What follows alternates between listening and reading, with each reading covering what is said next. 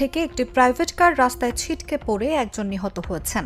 এই দুর্ঘটনায় আরও 4 জন আহত হয়েছেন বলে জানা গেছে। বৃহস্পতিবার বিকেল 4:25 নগরীর নিমতলা মোড়ে বন্দর থানার সামনে এই দুর্ঘটনা ঘটে। প্রত্যক্ষদর্শীরা জানান, প্রাইভেট কারটি বেপরোয়া গতিতে এক্সপ্রেসওয়ে অতিক্রম করছিল। নিমতলা মোড়ে পৌঁছার পর এক্সপ্রেসওয়ের সীমানা দেওয়ালের অংশ ভেঙে সেটি নিচে পড়ে যায়। পুলিশ জানায়, এই দুর্ঘটনায় গুরুতর আহত 5 জনের মধ্যে পথচারী মোহাম্মদ শফিককে নগরীর আগ্রাবাদ মা ও শিশু হাসপাতালে নিয়ে যাওয়া হয়। সেখানে চিকিৎসক তাকে মৃত ঘোষণা করেন। এছাড়া আহত এক তরুণী সহ 4 জনকে বাড়ি বিল্ডিং মোড়ের একটি হাসপাতালে ভর্তি করা হয়। তাদের চিকিৎসা চলমান। চট্টগ্রাম বিভাগীয় ফায়ার সার্ভিস ও সিভিল ডিফেন্স বিভাগের নিয়ন্ত্রণ কক্ষ থেকে জানানো হয়, প্রাইভেট কারটি বিমানবন্দরের দিক থেকে শহীদ ওয়াসিম আকরাম উড়াল সড়কের উপর দিয়ে আগ্রাবাদের দিকে যাচ্ছিল। নিমতলা মোড় অতিক্রম করার সময় সেটি এক্সপ্রেসওয়ের রেলিং ভেঙে নিচে পড়ে যায়।